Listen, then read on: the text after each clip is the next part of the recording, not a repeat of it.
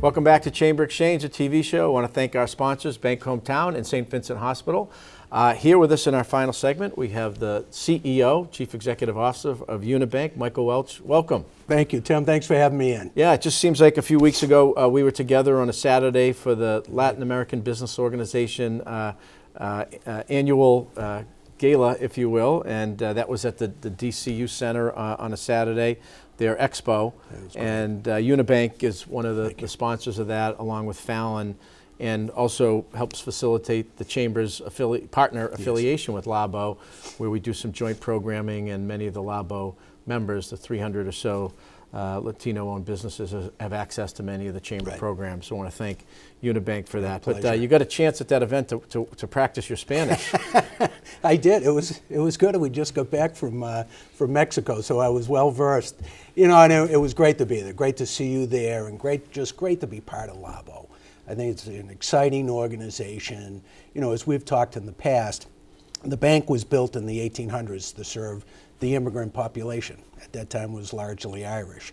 So as we focus as an institution committed to our mission, you know, our mission still in part is to serve the immigrant population. Right. So we have, you know, a strong affiliation with LABO, we have a strong affiliation with ACE, African Community Education, and that's our mission focus. So to be there with Elizabeth Cruz, who runs LABO, the whole Latino community, I mean, there's energy, and yeah, we were honored to be affiliated with the Chamber, your leadership in getting the Latino population, you know, in and integrated and part of the future. So we're glad to be part of it. Elizabeth Cruz and the board have done a great job. I mean, just in this few years that she's taken leadership and some new blood. I mean, that event has grown significantly, and you know, the Latino community, not monolithic. You know, one of the great things about that event is after kind of the formal program and people go into the exposition hall at the DCU Center, it's a bit of a parade with all the flags from all the Latin American countries and Spanish-speaking countries from across the globe, and with the music. It's just a lot of fun and a good way to kick off the event. Oh, it is, you know, and it is. There's great energy, enthusiasm. You know, and you know, I know you're working on your Spanish as I am, and you know, there's no better way to tell someone that you love them and care about them than to learn their language. Right. So you know, I'll struggle along as best I can. Yeah, no, well, good stuff. Part of it. Well, you know, that's all positive and good work that's going on. But in the banking industry generally right now, there are some headwinds. Interest rates have impacted banks generally. Some of the technology, regulatory requirements. So, you know, maybe you could talk a little bit about that. You know, being you know, a large community-based organization for Central Massachusetts. What does all this mean? Yeah, so thanks for the question, Tim. You know, for banks now, and the Fed has come out, you know, it's going to be higher for longer. And I think most of banks and most of us thought rates would start coming down in the spring, which they haven't, and which they're not going to. So they're going to be higher for a period of time here, which in many ways is great for the consumer. At times it can become challenging for banks because of the cost of funds to get the deposits in. So as that has gone on, that has created a strain for the margin compression for the banking industry, in large part. I think for us at Unibank, you know, we're not a flash in the pan bank. So we've built for the long term. So many of our business decisions have focused on how do we remain committed to serve the community in the long haul. So actually, we've positioned ourselves in a very liquid position with a lot of cash on the balance sheet. So we're now probably more able to serve the business community than some others because of our cash position. So we'll be doing more. We've bulked up so that we can actually do more lending, even at this time, at rates that will be probably attractive to many of the businesses in the community. But that's you know, that's going to be with us for a while. There's no question. You know, and how people access capital. And I think, you know, we've learned from the pandemic during that time when many of the big national banks, you know, weren't picking up the phones.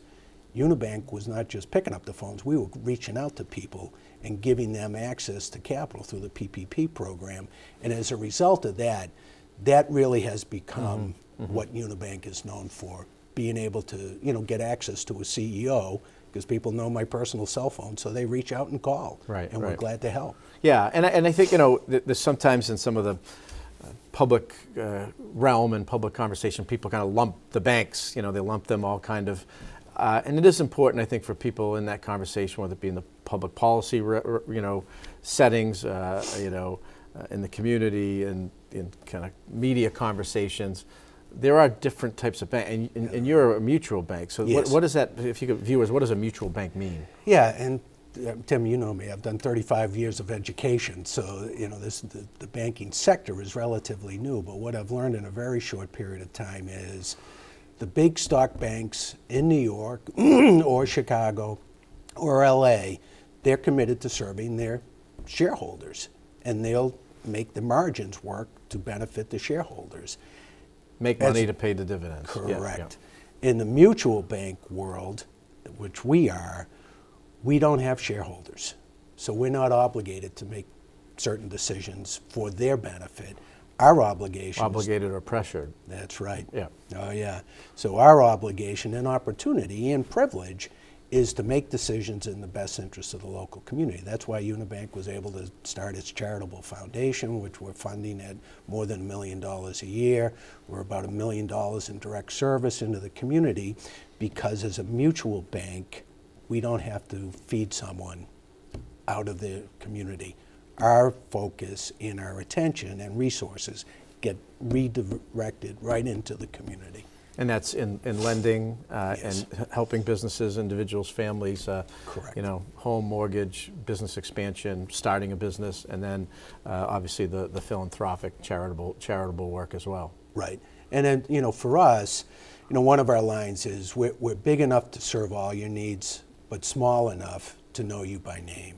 And I think that's important. And I think that's particularly important for local small businesses, which is the vast majority of our community.